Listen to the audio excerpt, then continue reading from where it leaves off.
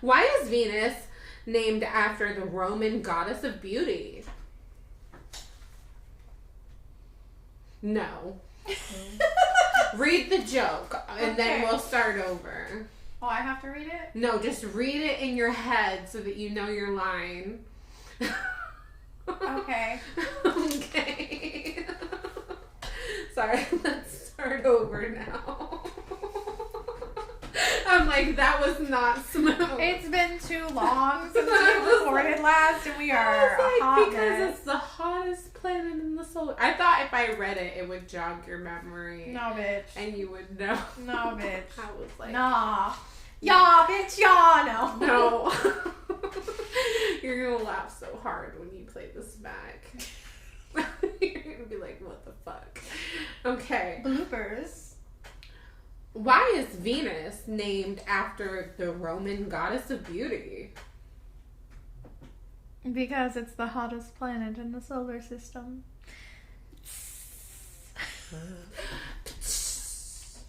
We put out a flame, imaginary.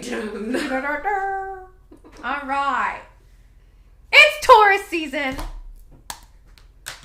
Is it now? It is. What does that even mean? Well, that means that Taurus is ruled by Venus. And Venus is related to these lovely goddesses and gods that we are going to talk about today. Ooh. Ooh. Ooh. Ooh. Not another spiritual guru is going to start with Aphrodite. Aphrodite. Oh. Gotta love her. So, literally. So, Venus, goddess of love and beauty in the Roman pantheon. No. We don't say that. We talk about Aphrodite because that's where it all began. We don't talk about them thieving Romans who stole these gods from the Greeks who started it all. Not started it all, but they started this pantheon, and the Romans they share the pantheon with the Greeks, but they renamed them a lot of the deities after the planetary bodies, which is hence the joke. But that is an interesting little factoid. But yes, that's the same goddess venerated by the Romans is Venus is Aphrodite. Yes. So that is an interesting little factoid. So let's get started. Aphrodite is the goddess of love, beauty, sex, and fertility in the Greek pantheon. And her origin is interesting because she was born of Mother Earth, Gaia herself.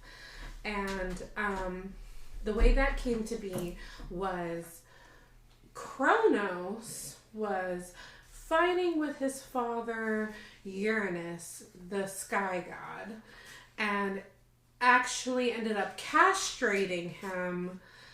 And when that happened, the phallus of Uranus flew off and was dripping semen and blood and fell into the ocean of Gaia, impregnating her.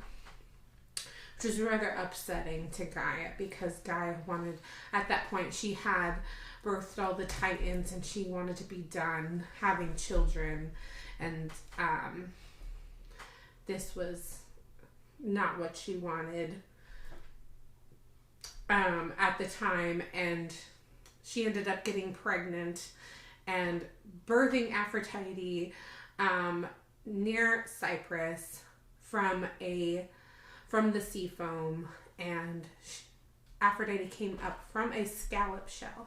And the word scallop and the word vulva actually are the same word in Greek, which is the word,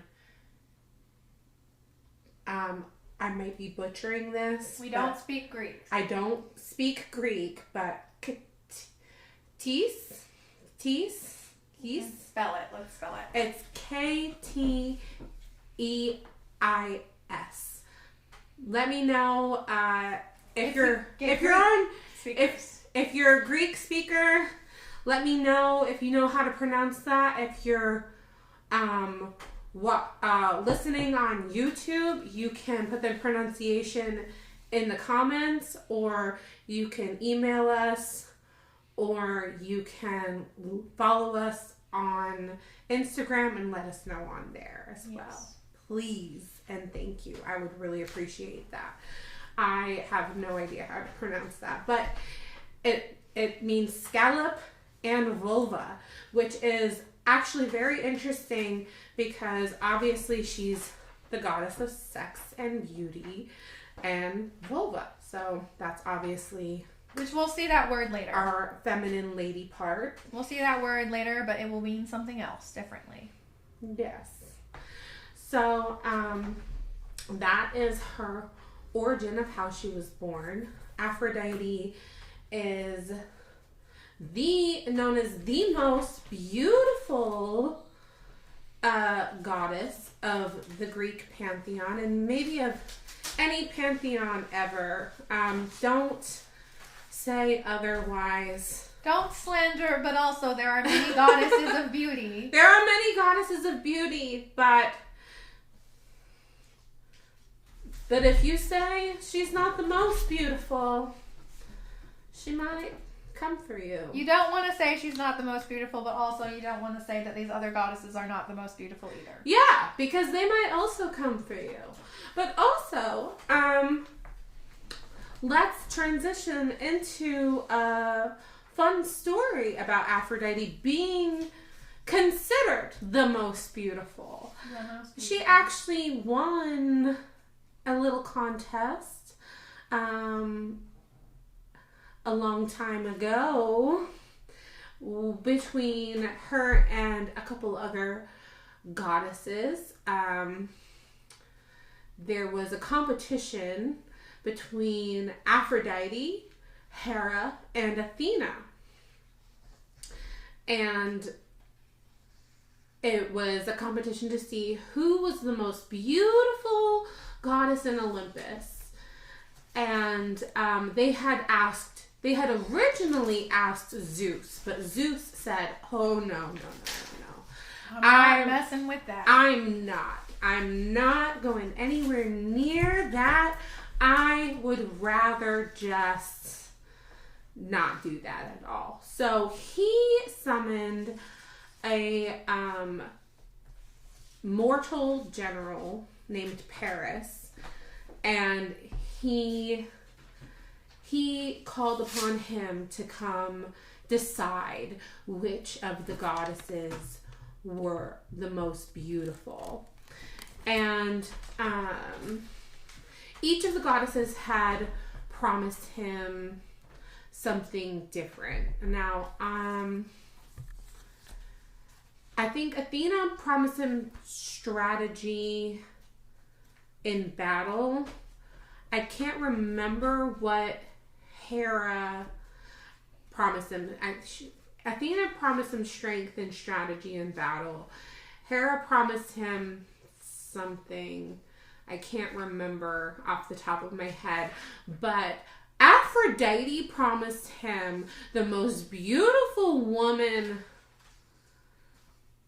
in the world, considered the most beautiful woman in the world at that time, Helen of Troy, if he were to choose her as the most beautiful goddess.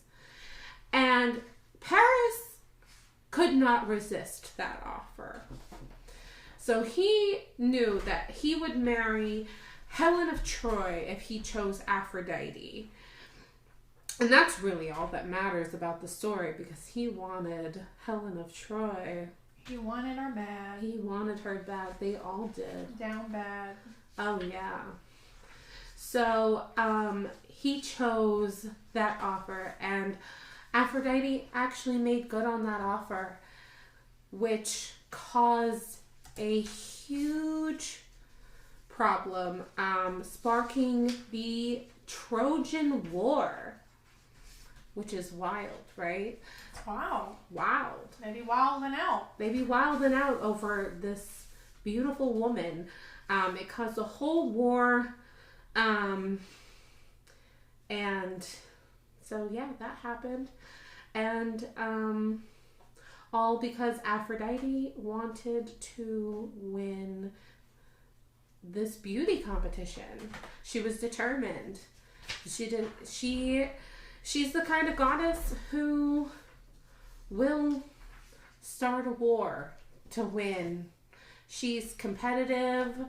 She's beautiful, competitive. She's determined. She's got a determination about her. She doesn't care what anyone thinks. She's going to do whatever it takes to reach her goals. You know, even if it means starting a war. That's, you know, that's Aphrodite for you. She has been known to have many lovers. She was married, but she did get out of her marriage at one point. She's had many lovers.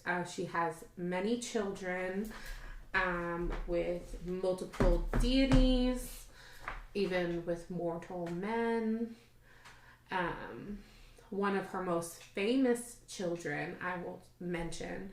I'm not going to mention all of them because it's a long list of children. She has a lot of children, but her most famous child is Eros, better known as Cupid. So you might know him as Cupid. He shoots the arrows of love into people. And how appropriate is that for her to have a child that shoots love when she is the goddess of love? Right. And she's been known to command him to make people fall in love too. So there's that as well. Two of her most famous love affairs have been with the god of war, Ares, and the mortal hunter, Adonis. So those were her two most famous loves of her life. She had the most children with Ares as well, I will say that. For sure. But next up, we have another Venus-ruled, Taurus-ruled deity. It's interesting because this next deity that we have to talk about was really hard to get information about. We did end up getting some good information in one of our books that we have here, but there's a lot of propaganda, and you're gonna when we say the name here, you're gonna know why. It was hard to get solid information because the propaganda was propagandaing. Okay. So this deity is talked about in the Holy Bible. He is talked about in the Holy Bible. There's a lot of deities mentioned in the Bible. Yes. And mentioned in a way where we just get told that they are evil and harmful and hurtful without any background information other than that. So we're trying to not... I don't know how to word this. We're trying to give you information. We want to give unbiased information. Unbiased information. And a lot of the information out there about this deity is very biased, propagandized information from the Christian perspective. because it got retold in that form of thinking and that way of thinking. Because at the time when religions, happen, there's always a war between the different religions, and they retold history in a way where we don't actually have a lot of history, and we're still undigging history. Yeah. So we have a book called the Encyclopedia of Spirits. If you are on Spotify, it will be in the show notes. If you're on YouTube, it should be in the links. And that is what we're going to reference about him. His name is Baal, and he is a Canaanite god. And in the Bible, it's said to, take the firstborns and eat them. But with this book, we're going to tell you what we can see in it. It's 2 or 3 pages. I'm going to read a section, and then Cinnamon Grove is going to read a section about him. So there's a lot of pages about him in this book, where it's better than nothing, because all we had was a few verses from the Bible saying that he eats children, which speculation, right? Yeah, so this is hopefully not dry. I'm going to try to keep it interesting, okay? So Baal, dun dun dun, the infamous Baal. We've heard it pronounced different ways. Yeah. He's a bull deity. He's a storm deity. Storm deity. Yes. Very interesting feller. Very demonized in the Christian holy text, where he's often portrayed as given sacrifices, human sacrifices, child sacrifices in a lot of cases. They're also portrayed having very deviant sex parties all around, drinking and killing and doing lots of things in his name. In the Bible texts, they are often portrayed doing that. That's neither here nor there. May or may not be true. None of us now were there at that time. And in the Bible, we're giving an account seen through a Christian lens, right? Because it's different when you look at something with a different spec of morality. Because I could litter. I'm not saying I litter. But if I litter and someone says that's a sin, and that's how it's told. So we don't really know. There's also, when you're trying to spread your own words of wisdom, there's always reason to put down what someone else is doing if it goes against what you want people to be doing. So there's always a reason to possibly exaggerate. So, you know what I mean? There's not necessarily not true, but it's not necessarily completely true either. So we're going to just dive into this a little bit. Just disclaimers. Just disclaimers, okay? So, Baal literally means master. He gets his modern fame from the Bible. We've already discussed that. He's from Canaanite religion. He's from the Canaanite religion. He's the epitome of male sexual prowess and fertility. He is responsible for life-giving rain and is petitioned for fertility, abundance, and protection. He belongs to a family of spirits. Hold on. Do you want to pause and read over and then? Okay, so El and Lady Asherah of the sea are his parents, and that is his sister, lover, partner, and bodyguard. I feel like we know more about Lady Asherah.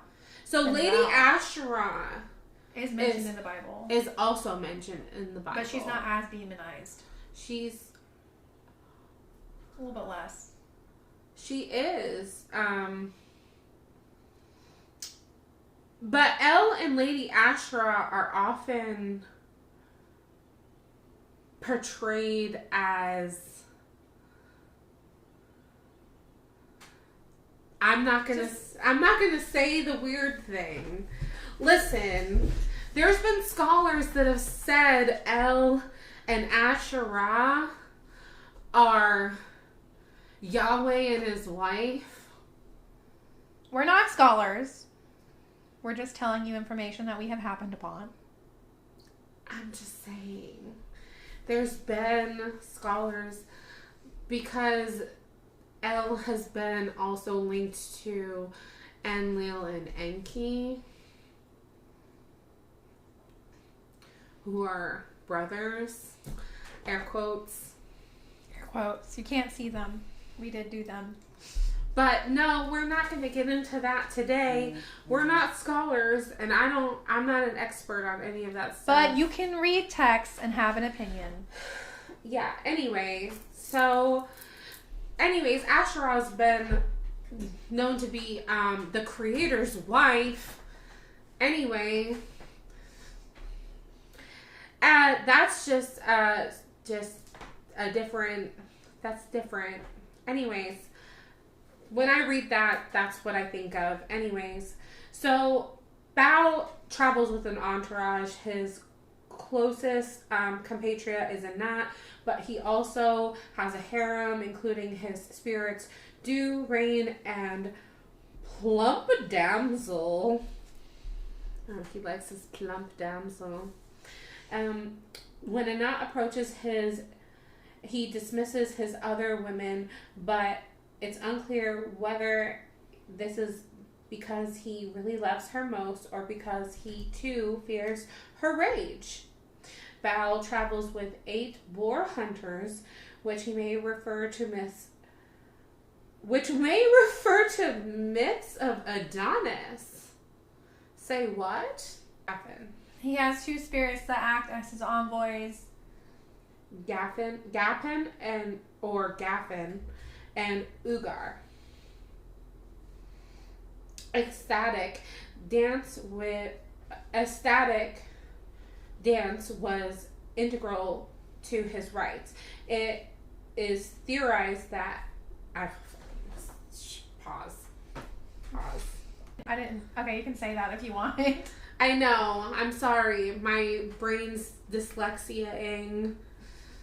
Okay, so ecstatic dance was an integral part of his rites. It is theorized that vestiges of choreography may survive among traditions. He's considered handsome, youthful. Sometimes he's considered a man with a bull's head. He is horned. He has a horned helmet, and apparently he has lightning bolts. His attributes are weapons. His arsenal includes spear, mace, battle axe, double axe, 2 bludgeons named Amur and Yagrush. So driver or chaser is how that's 2 bludgeons named driver and chaser. He's always armed and ready for action and has a dagger in his belt. He lives in a palace of gold and silver and lapis lazuli. We love lapis. It's a great stone. Yeah. With 1 window where he sends rain and thunder and lightning to earth. The tree he's associated with is cypress. He's considered to be on Mount Syria, Mount Israel. Offerings are fruit. And then we get into the different, little names for him. I guess, I don't know if you would consider them epithets, that's what you call them in Greek mythology, but where the god has many different versions of him. So he's got different names and different versions, depending on where he was worshipped, I guess, because there's a part of him that was worshipped in Phoenicia, and it was venerated there, and then changed by the Romans and called Jupiter. So it sounds like when I read lightning, I was like, these are kind of similar to Zeus. Yeah. These are kind of similar to Zeus. Yeah, he is similar to Zeus. And the fact that he's connected to stories of Adonis, it makes me feel like there's overlap with the Greek pantheon. Where he was absorbed into the Greek pantheon. Which this happens a lot in history. Where warring civilizations absorb another deity into their pantheon. But just like one of our ladies coming up was absorbed by the Romans. She was. Well, we're still going on, I guess, about Val. There's quite a few. I'm trying to get through some of these. It says that it mentions the book of Judges in Hebrew, and it says Master of Covenant and... Is that ASMR? ASMR, wine pour. Master of Circumcision. That is apparently one of his titles as well. He is the Spirit of Thunder. He's known as the Spirit of Thunder. Lord of Smoking Altars. Is 11:40 too early to drink wine? AM or PM? AM.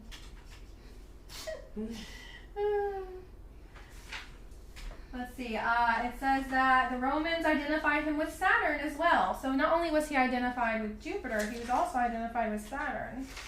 Ooh. Is that why they represent him as a Satan? It's very possible. There is more on here. It talks about two-horned Baal, two-horned Master. He has a shrine. He shared a shrine with Astarte in what is now Jordan. You know, it talks about different places where he was worshipped. That he's considered the same spirit as the other named Baal, Hadad. I don't know how to say that. Each of these are listed in this book, and there's little names. I'm not reading every single one. And this is the Encyclopedia of Spirits. And it's talking about that Baal being worshipped there, differently in each area. Let's see, Master of the Flies. That is in here as well.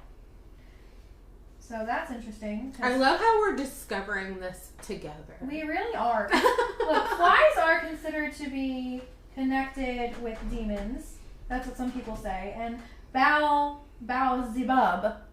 right? It's not Beelzebub, but it sounds very close. It does. And flies, right?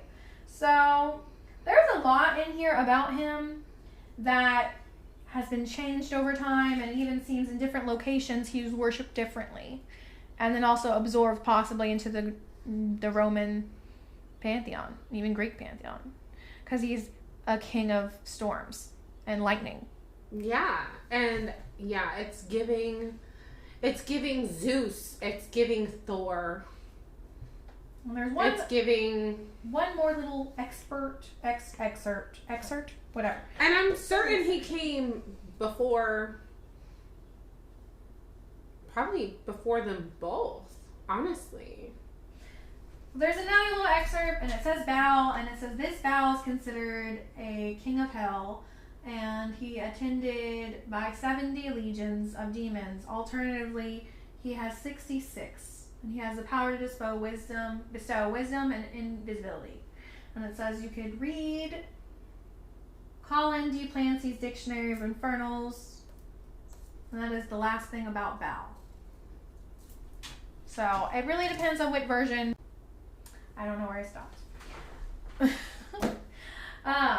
It depends on what version you are worshiping of Baal and where you get your information about Baal. Or any deity, or any goddess or god, because a lot of them seem to be multifaceted. Yes, and so they would call upon Baal to bring in storms to make the rain, to make the lands more fertile and have good harvests, have good fertile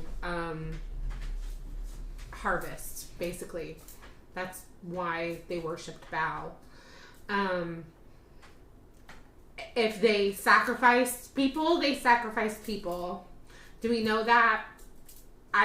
We don't know that. I mean, I'm sure if you look deep, you might be able to find some archaeological proof, but we haven't seen that. When we looked it up, all we could find was Bible verses until I pulled out my trusty book that I've had for a little bit and was like, I wonder if he's in here. And lo and behold, he was. Exactly. He was in here. So we're going to move on to another deity now, a goddess. In alphabetical order. Which actually is Freyja, not Isis. Yeah, Freyja. I know I mentioned Isis but we aren't to her yet. We're on to Freyja. All right, so we're moving into the Norse pantheon. Freyja, goddess in the Norse pantheon. So when we look at deities, and we talked about already a little bit of warring civilizations, and who says the gods don't fight? Nobody says that. So the Aesir and the Vanir are two different especially not these gods. Not these gods. Look. These gods, they fight. They be duking. So Freyja actually comes from a different set of gods, and she was traded over with her brother to barter spiritual peace with these other deities. And she was not married over, but traded over. And as they traded her over, her family of gods, right? Her father is the sea, and their whole family is very magical oriented. They know a lot of magic, they know a lot of growth, they know a lot of things of that nature. Whereas the other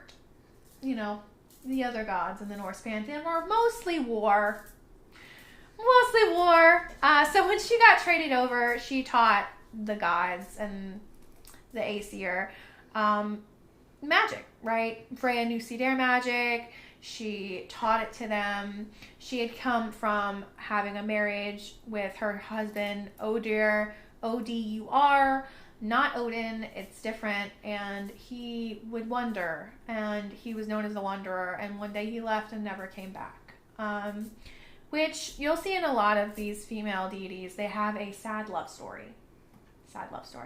And it is difficult because they are heartbroken and they are trying to process that, which makes us feel more related to them because it shows some kind of emotion or kind of a humanity aspect of it. So Freyja was very sad one day. We're going to talk about the dwarves now. Freyja was very sad one day, and she had heard something in the distance, and she followed the sound until she came across these dwarves making something, and it was a necklace. And then they said that if she spent a night with each of them, she could get the necklace at the end of it. So she did just that, and she spent the night with them. Oh boy, she did.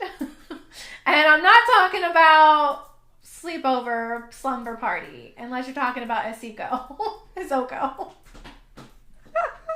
I thought you were going to tell the other story. I'm going to tell that story too. You're telling both. I guess I'm telling them both. Spicy. Oh, spicy. So she comes out, and Loki was standing at the foot of the cave and was like, oh, well, you just get around, don't you, Freyja? So she had this lovely necklace, and then Odin wanted the necklace, but they just would not take it from her because Freyja was just like, fuck, no, this is mine. I paid. She paid. Anyways. Oh, she paid. Oh, Freyja, I can't with her. Anyways, so, Freyja was known as beautiful, and she was revered not only for teaching Odin sea dare magic, but also a lot of people wanted to marry her. In the Norse pantheon. She's considered one of the most beautiful in the Norse pantheon. Almost all the goddesses are, but she is the most in that sect. And Thor's hammer got stolen. And no, it wasn't because of Loki. Thor's hammer got stolen, and the guy was like, I'll return the hammer if I can marry Freyja. And Freyja was like, no, I'm not doing that. Don't at me, don't look at me, turn the fuck around. So Loki had devised a plan that he was going to shapeshift into a handmaiden, and him and Freyja were going to dress up Thor. Yes, just imagine that, right? A big burly man and two smaller people dressing him up to look like a feminine, meek woman. I'm not sure if magic was involved now, but Freyja did allow Loki to borrow her necklace to wear at this wedding feast. So they get to the wedding feast, and Loki is pretending to be a woman. He shapeshifts to woman. Thor is very much Thor in a dress. In the veil.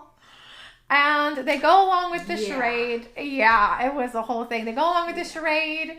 Loki was like, she's just starving, and that's why she's so masculine. She wanted to marry you so bad that she didn't eat for 3 days and didn't sleep for 3 nights. And that's why she's not talking. So they like really like dressed him up. His face was covered, everything. Because they didn't want him to know that it wasn't Freyja.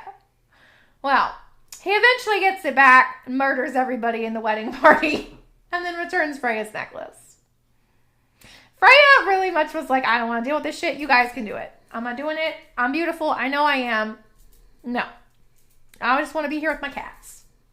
That's all I want. But yeah, she's very much revered in the Norse pantheon. She even has her own realm called Volksfang. I know I probably pronounced that wrong. I know, but just bear with me, okay? She's known as to be over dominion of the Valkyrie, and she has her own realm. So you know how if you die, you can go to Valhalla. Well, she can also have you come to her realm when you die. Not just Helheim or Valhalla. We love her over here. She is connected to Venus because of her beauty and her strengths. And yeah, I talked about Freyja. I went in.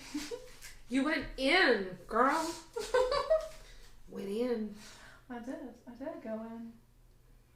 I think that's it. I mean, if you want to work with her, I don't know if I'm going to add this in or later. I might edit this until later. I was going to say, I didn't We mention didn't talk how to work with Aphrodite. We didn't. Either, We'll have to talk about that at the end. Really? We'll add that to the end because we still need to get through Goddess Isis or Osset and Lord Lucifer, which we are talking about today as well. Lord Lucifer. Yes, but we're going in alphabetical order. Yes. So we're going to move from Goddess Freyja of the Norse pantheon to Goddess Osset, formerly known as Isis when she was taken into the Greek pantheon. So. Or Roman. Roman or Greek? Roman. Both. Well, same. I think both same. Samesies. Samesies. Let's open her up. Well, because the Romans stole pretty much everything from the Greeks and or the Christians. Yes. So there's that. And or the Egyptians. Yes, you're right. So the Egyptians... I mean, the Romans stole everything from everyone. They tried to conquer They the world. appropriated everything. I used that word. I mean, that's what they did. They took these deities and their names and their myths and they tried to absorb them. The only reason Freyja stuck around is just pure, they were so angry with her. I don't know how she did it. She didn't even adapt. Like, the goddess Bridget adapted. They turned her into a saint. Freyja was just around. She's just around. And she pissed off the Christians. They eventually deemed her the goddess, queen of witches. In your book? Isn't there a Saint Lucifer in your book? They did that too. Yeah, they sanctified Lucifer. They sanctified Lucifer. Sanctified? They sanctified him. Why did they do that? Anyways, we're talking about Lady Isis. Goddess Osset. Okay. Osset? That's the way you spell it is Auset. And that was the original, like, pronunciation spelling. Egyptian name for her, yes. So she is daughter of Jeb and Nut. Yes, I said that. That's their names. If you have a problem with that, you can go somewhere else. Jeb and Nut. It just, to me, I get it. No disrespect, but doesn't that just sound like your aunt and uncle from, like, the Hollywood hillbillies? Well, funny you say that. Because a lot of these deities come from the same family. And I mean no disrespect, but yes, that was her. Yes, they're all the same family. So Jeb and Nut were her mother and father, and she was married to her brother Osiris, or I don't know the other name, the Egyptian name for it off the top of my head right now. She was married to her brother Osiris, and her brother Set was like, I can't have you happy. You can't be happy. So he decided he was going to kill her brother, her husband brother. Set killed him and just dismembered him and threw his body throughout Egypt. Arms, legs, torso, head. I love that. It's it's sad. It's so sad. She was lost with grief and searched all over Egypt with the help of Thoth, Anubis, and Nephthys, which was her sister. And they found him finally. But before she could fix him, she had to gain some magic. And this is where we get some lore of her. So there's Frankenstein that bitch. She Frankenstein that bitch. But first she had to approach the god Ra. And she devised a plan. And her plan was to make a poisonous serpent from his saliva. Eyebrow raised. She's not heard this story. She made a poisonous serpent from his saliva. That way it was tied to him. And it bit him. And when it did bite him, he was afraid he was going to die because he didn't know that this was part of her plan. So he was like dying. Yeah. And she was like, you're going to give me your name. Because in Egyptian mythology, the power of words is magic. So she wanted his name and would not leave until he gave her his name. So she got his true name, and then after that she was seen as an equivalent to the god Ra. That's some boss ass bitch shit. Boss ass bitch.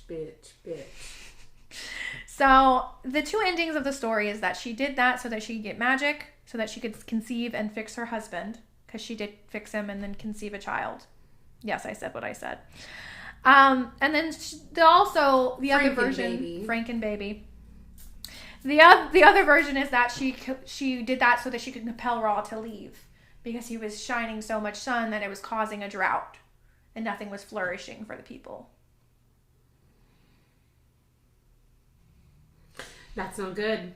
It's not good. So the tenets of Ma are where Egyptian morality comes from, and there are 42 of them, and they are a Kemetic tradition that Kemetic pagans follow. And we will be talking about tenets in a minute as well for Lucifer, because certain traditions like Kemetic paganism, Luciferianism, Christianity even is a tradition, has morals. And their morals, commandments. And the tenets of Ma are the commandments. Are pretty much the commandments, except for they were written before the commandments. And there are 42 of them. I cannot go through every single one. I will link a oracle deck that I love. You can buy it on Amazon. It has 42 tenets. So if you are interested in Kemeticism, you can read about that. But I did draw a card from my oracle deck, and the tenet I grabbed was I give blessings, which just ties a big bow about using your words appropriately, right? Mm-hmm. And making sure that you are in the right mindset and giving to others and not always taking. And being kind and loving one another. And just giving more than you take. Giving more than you take. So, that is the Lady Aset, Isis. She is known for magic, healing, motherhood, and loyalty. Her name translates to the throne. The throne. And that is why you should check out our playlist. Yes. Because we got some good queen shit on that. Yes. Is that a song? Queen shit? I don't know. We're going to looking at it. If it's not, we're going to find it and we're going to put it on there. Yeah, we are. So now Not Another Spiritual Guru is going to jump into some Lucifer. Yes. Okay, so we all know who Lucifer is, for the most part. Or what we're told he is. Yeah, I'm going to start just with a little bit about Lucifer. So, the name Lucifer means light bearer. Not everybody knows that. Lucifer is the morning star. Not everybody knows that either. But the morning star refers to Venus. That's also something not everybody knows. And when I first learned that, I was like, that's interesting, because I never would have connected Lucifer to, say, the goddess of love, for instance. And to me, I mean, I still don't wholeheartedly. They're not they're not nearly the same thing. But I also found it interesting that Lucifer's always been described as the most beautiful of the angels. So that also ties in a little bit there as well. But let's get to how Lucifer's the light bearer. So it goes back to the Garden of Eden, right? So Lucifer was cast out of heaven because he rebelled against Yahweh. Supposedly, that's how that happened.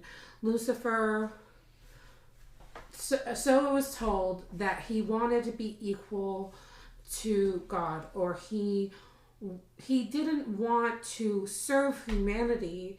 He wanted to be served by humanity. He wanted to be special. He said, I'm an angel. I should be able to rule up here. I shouldn't have to serve these creations of yours, right? And God wasn't pleased by that. He cast him out. And supposedly, he shapeshifted into this serpent and went to the Garden of Eden, and he tempted Eve to eat from the tree of knowledge of good and evil, which they were explicitly told by Yahweh not to eat from. And Lucifer said, well, supposedly, according to the Christian story, he did this out of hatred for humanity, that he just despised them so much he wanted to doom them to suffering and death. So he said, oh, you're not going to die, eat the fruit. And then surely God came down and cursed them, first starting with Eve, making her have to bleed once a month, and her childbearing be painful and stuff. You know what I mean? So that was, and then they had to leave the Garden of Eden, and they had to grow old, suffer, and die in life, all thanks to Lucifer tempting her. And this was all done out of hatred for humanity, because he just wanted to tempt them and just ruin everything for them. But there's also a Luciferian perspective, which we're going to get into. We're trying to make sure that you get an equal amount of information. Yeah, and not everybody believes that was done out of hatred. So there's a Luciferian perspective that Lucifer rebelled against God, not because he wanted to be equal and powerful, as powerful as God, but because he felt God was too controlling, and he didn't like that God was trying to keep knowledge of good and evil. He wanted people to have free will. He thought he didn't agree with the way God was running things, and he thought people would have a better life if they were able to choose how they lived, and if they were able to have this freedom. And he wanted people to be free, and he thought that was more important. And so he rebelled against God because of that, and that's why God kicked him out. And so he tempted Eve out of love, because he knew that if she ate the fruit of knowledge of good and evil, that she would become like God and have knowledge of good and evil, and that she would have free will, and that she would be free to make her own decisions. And that is why he really tempted her, and why he still tempts people to this day, because he tempts you to do things because he wants you to have experiences in life. He wants you to evolve and to be enlightened. And hence Venus. Exactly. Which is the brightest planet, believe it or not. So that's why it's the light bringer. So we're going to jump into some tenets of Luciferianism. Yeah. There's 11 of them. These are coming out of the book, The Apotheosis. I don't remember the rest of the title. It is going to mention... complete guide. Is it a Apotheosis, the ultimate beginner's guide to Luciferianism in the left-hand path. Yes. It is going to mention Anton LaVey. We are not saying we are for or against Anton LaVey. We are just mentioning that this is the book that we chose to include as part of references, yes, as well as the Encyclopedia of Spirits and, of course, the Bible. There are other things that you can look into as Dante's Inferno and Paradise Lost poems. Yeah, there's the Satanic Bible. There's all kinds of stuff that you can look at. We are trying to give you an unbiased opinion and educated opinion so that you can make your own opinion. So these are not the tenets. These are the points. I'm sorry. Yeah, these are the 11 points of power. The 11 satanic rules of the earth. I'm sorry. So, the 11 points of power are key to establishing power and beneficial experience in this life and striving for enhancements within the mind, body, and spirit. Strive for having empathy for those around you. Think how your actions or words will have an effect and consider a balanced choice which can make all happy. Think before you act and the logic of cause and effect. If you make a choice, be confident in it. Demonstrate common courtesy to others even when no one else is looking. Enemies can inspire your evolution and bring insight if they so challenge you with equal strategy. Challenge enhances power when we overcome it. If you gain insight from an enemy, eventually conquering and gaining victory over them, you may owe them a debt of respect and honor. Learn to determine who worthy adversaries who can be made eventually allies or even friends. Recognize also who are unworthy and lack the virtues we commonly identify as Luciferianism. Be ruthless and cold with those who are total enemies and take pleasure in their destruction. Have confidence in standards and lines not to be crossed. Led by example by not crossing those lines yourself. Children are the future and are innocent. Never harm them and lead by example. Animals are innocent and this world must be shared with them. Do not kill something unless you make a balanced choice of why you feel it must be done. Your natural sexual orientation is not to be denied or rejected based on religious morality. Consenting relationships between two adults have no dogmatic stain in Luciferianism. Freedom is a responsibility, including disagreement with others. Learn to accept that no one must agree with you and seek to understand views even if you do not like them. Don't be overly selfish and make balanced decisions to those around you. Your body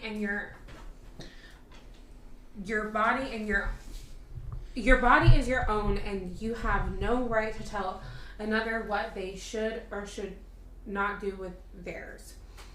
Mistakes and errors in life are a fact. Learn from yours and when you should or should not forgive others. Never turn the other cheek in denial of the laws of nature. Is that it? No, they keep going. So that's not the 11. They keep going. That's not 11. Though. Yeah, it adds up. They're adding the points in another one in this text. Oh, okay. Together. So there's points of power, and then there's another one added together in this text. But we can stop at 11 if you want to stop. No, we can keep going. We can read them all because I think they're all important. I don't know which one you got to. We're reading off my Kindle, and we are trying to back and forth so that you get the banter of having a conversation, but also keep track of where we're at. Mistakes and errors in life are a fact. Learn from yours, and when you should or should not forgive others, never turn the other cheek in denial of the laws of nature. Strive in thought, word, and action to strengthen your character, crystallize the essence of what makes you an individual, and attain nobility. Don't compromise your core character traits to attain something else, unless you are unknowingly evolving by insight. Material success is subjective and should not be denied by media or culture.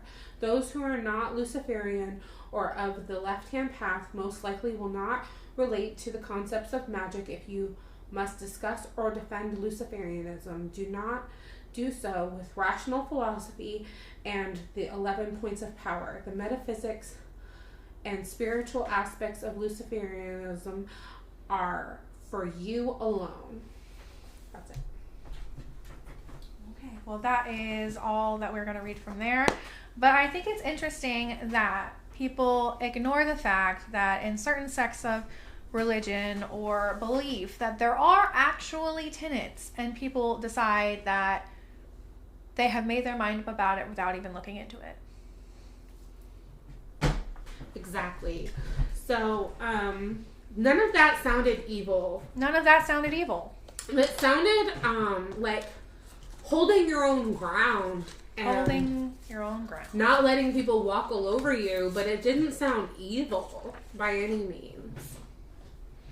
So, if you're interested, we will have the information that we have gathered in the linky area, and you can read it for yourself. We are hoping to give you unbiased opinion about your path, or just give you information, because that's the point of this, so that you can move forward with the information that we're giving and not feel judged and feel safe here, because we're not judging you. Definitely not judging anyone. That was very interesting. I liked hearing about these deities today. That was a lot of good stuff. So practical, we'll go through really quick little step notes if you want to work with these deities, and they are not closed practice from what we can tell. Yeah, I don't think anyone here is closed practice. I think there may be some Egyptian knowledge that might be some deep dive closed practice. You want to be careful with some Book of the Dead stuff. We're not necromancing, not actually raising bodies. Necromancy actually doesn't mean what you think it means. Not like literally raising dead bodies from the earth necromancy, but like maybe just like talking to spirits is fine. But the word necromancy literally means to speak to the dead. Yeah. Just to let you guys know. So technically any psychic is a necromancer. I said what I said. Yeah. But working with Aphrodite. Yeah. Right. So self-care is good, is always good.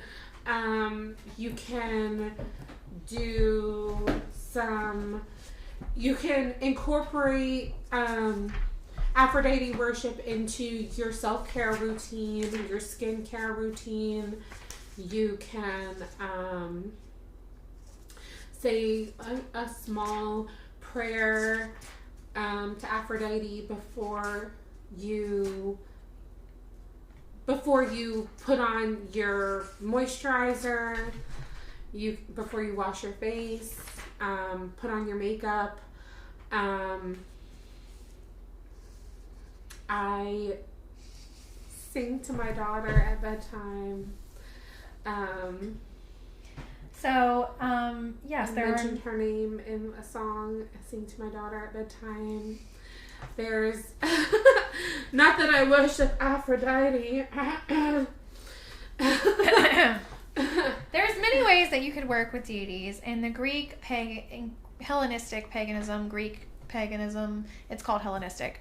You're supposed to come to them clean. So a lot of the rituals back in the day, before we were here and the Greeks were here, they would wash themselves before they would come to a Greek deity. So if you're trying to revere them in a specific way, take a shower, wash your hands, be very ceremoniously in that way. Colors associated in the book are actually yellow, gold, copper, black, but I personally would associate pink, red, stuff like that with her. Glamour magic. I like pink for Aphrodite as well. And floral things. It says that, let me see. She Plants. really loves roses. Yeah, it says apples, pomegranates, poppies, roses. Lots of different roses for her. It says that her element is water. Some people do I've seen a lot of Aphrodite love spells with water or magic spells. Ocean water, if you can get it. Ocean water. You can't keep it. You have to put some kind of solvent in there to stabilize it because it will mold and get gross. Yes. So we're not telling you drink it or do weird stuff with it, but make sure you know what you're doing with things because it can get gross over time. Yes. Seashells. Mirrors, mirror magic. She sells by the seashore. Yeah, specifically the big ones, right? Scallop shells. And just, I would research before you start with the deity. Research. Yes. Get to know them that way. And then go to a trusted psychic. Hello, I can be a trusted psychic. Or another trusted psychic. Yes. Or read your own tarot and see if that deity would be willing to work with you. Oh, yes. And,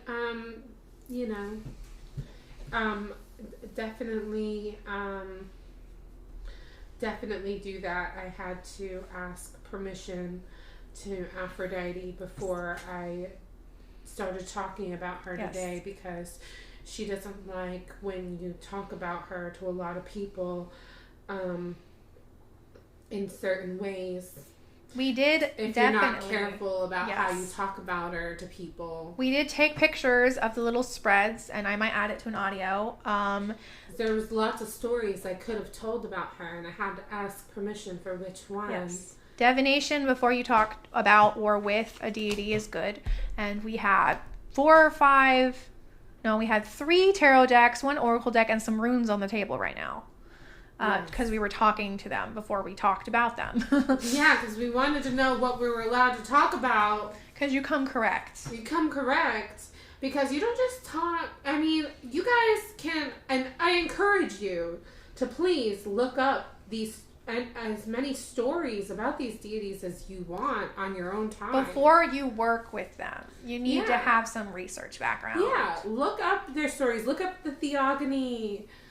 You know what I mean? Don't just go petitioning them willy-nilly. I personally don't just petition them. I will set a working relationship with each one. Right. Instead of just, hey, help me with this spell. Because you can do that, but I just don't. And that's a personal thing for me. But that's also because I work with a lot of deities and entities. Right. Which it confuses people. But it's okay.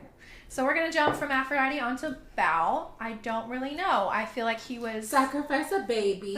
No.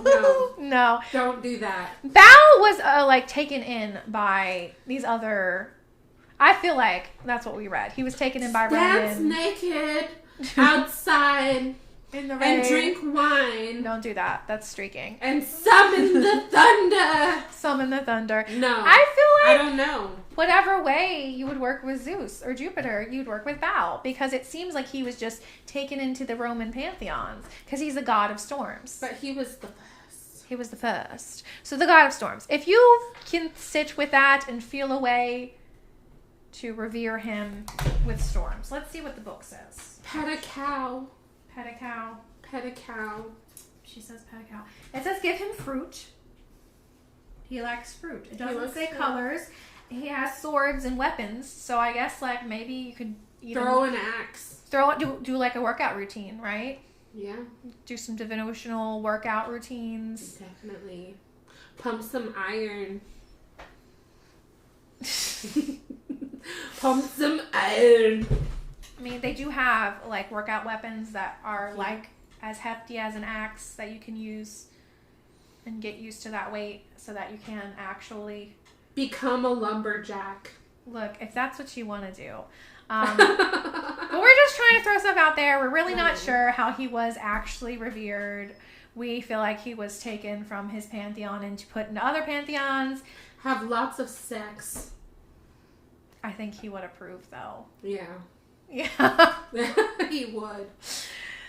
Sex magic is a whole nother thing. And this is not for kid ears. Okay? Which, when we're talking about Venus... Always have lots of sex. When it's up, it's up. For any of these deities, you can have lots of sex. And you will worship them. Facts. I can't tell if this is staying in or not. Okay, so bow, fruit, workout routine, maybe some spicy time. You could dance in the rain. I wouldn't say dance naked because... Fuck in the rain. Don't let people see you. We're not telling you to do things in public, but we're not telling you not to. So do what you will. I said do what thou will. I said what I said. Said Lucifer. Ah, girl. Anyways, we moving on to Lady Awesome. Lucifer has entered the chat. He said, do what thou will. He did. Well, actually, didn't Antilove say that? Not Lucifer. Well? Yeah. Yeah. Lady Offset, okay? Her elements are water, black and blue are her colors, vervain, myrrh tree, sycamore fig, bloodstone, gold. There's a lot of animals associated with her: snakes, cows, crocodiles, scorpions, kites, and swallows. She's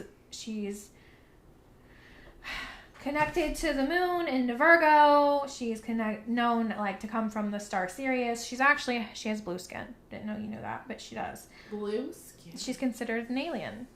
An alien. Yes. So offerings: milk, honey, flowers, incense, candles. Personally, you could work with her. I would, petition her for if you wanted to work with her about learning your magic.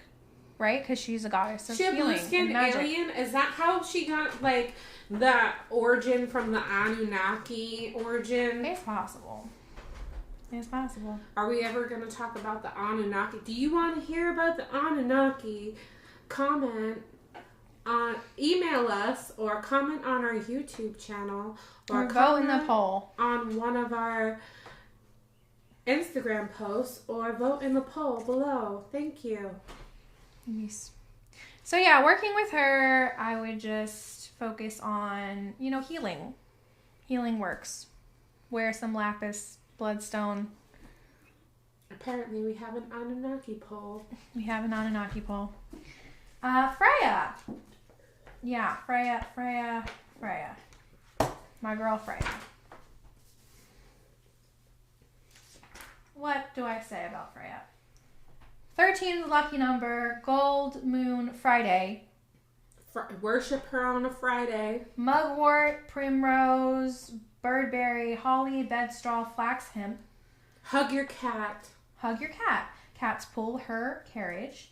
Runes. You can try to learn the runes with her. Honeymead, flowers. She loves songs. She loves poetry. She loves smut.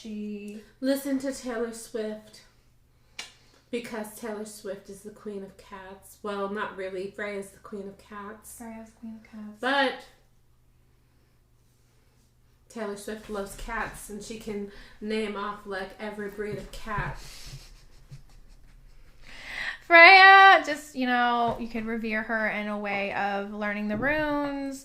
You could read up on her. There's not a single Taylor Swift song on the playlist. No, because Freyja's not associated with Taylor Swift. No, she's not, but she should be. I don't know about that one. I'm sure. No. Trance work. Freyja is really big about trance work. Sidir magic is trance work. So if you're feeling meditative... Yeah, no, Freyja's screaming at me. You better not put I told you. Taylor she doesn't Swift like Taylor song Swift on my playlist. This is UPG, okay? UPG is on. We're going to talk about it. What is the word? I knew there was a reason why Taylor Swift didn't end up on the playlist. Unverified gnosis is what UPG is. Well, you get what I'm trying to say. So that means that I have worked with Freyja. I will say that. And when you are meeting a deity and you're used to them, I could say that Freyja likes beer. I could say that she likes... I will see red. Yeah. I could say Freyja... Is that a Taylor Swift reference? That is Taylor Swift. That was a Taylor Swift reference. I could say Freyja likes Modelo beer. Okay? And that could be something I say. And that is unverified gnosis, which I'm not saying she does. But I'm saying I could say that. And you, in turn, could take that and try to give her Modelo beer. And she may or may not like it. Just like me saying... I'm not going to use that. I'm going to use Loki. Just like me saying Loki likes peppermint. It's not verified because in the history, no one's really given him peppermint. Honestly, Loki wasn't really worshipped. Honestly, I put in this moment on the playlist for Freyja, and I could feel how pleased she was. It's the vibes, right? So if you get to know these spirits, you listen, you read their history, right, and you talk to them, you'll get their vibe. Like, she was happy. What we're talking about. She was happy. And then if I even dreamed of actually putting... Like, I felt guided when I was choosing music for the playlist. And I did not feel guided at all to put a Taylor Swift song on there. The playlist is a mix of the words. And when do I ever feel guided to not listen to Taylor Swift? She's a Swiftie, guys. When? She's a Swiftie. When do I ever feel guided to not listen to Taylor Swift? The only song that could have came on there that might have worked is Karma. And no. But that would be a strictly Aphrodite but song. In that song, it does say cat purring in my lap because it loves me. I know. That's the only song. And it's talking about karma. I have deity playlists from deities that I have met and worked with in the past, and I listen to them while I'm revering them, and they be poppin'. And also, we are going to be having it's not just deity stuff on the playlist. There's music for all the deities that we've mentioned, as well as we're going to get into the natal charts of Machine Gun Kelly, Antihero, and Sabrina Carpenter. So their music is on there as well. Antihero for Lucifer. Yes. It didn't end up on there. There's interesting ones on there. It's pretty poppin'. We like it. I've had somebody else listen to it. By the way, I got to name shout her because I said I would. A girl named Brooke. Hi, Brooke. Thank you for helping us out with the Left Hand Path books. Yes, thank you, Brooke. And she was the first person besides none other spiritual guru that listened to the playlist, and she said it was poppin' too. So poppin'. And look, and she's a rock girly. So if we can please a rock girly. Yeah, there's a lot of rock on there. Lots of rock, yeah. Lots of rock. With some techno and some pop. And some pop. Yeah. And a little bit of rap. And a little bit of rap. No jazz, no country. No, I told my mom it was not for her. If that tells you anything. Hey, Jadeite Army. Thanks for tuning into this podcast. I hope you enjoyed learning about the gods and goddesses associated with this season, Venus and Taurus energy, as well as the information that we provided will be in the links. I want you to know that if you're interested in working with Lucifer, I know we didn't do a little short bit, that you probably should start with research first and foremost. Most practitioners usually begin with ancestry work before they work with other entities. Tune in next week for our comparison of Machine Gun Kelly and Sabrina Carpenter's natal chart. And in the meantime, listen to our playlist. It's poppin'. It's on Spotify. Once we hit 50 followers, we're hoping to do a giveaway, and that will be covered in the future. Just follow us on our platforms: Instagram, TikTok, Spotify, YouTube. And I hope to see you next week. Enjoy some jammin' beats and stay happy this Taurus season, Jadeite Army.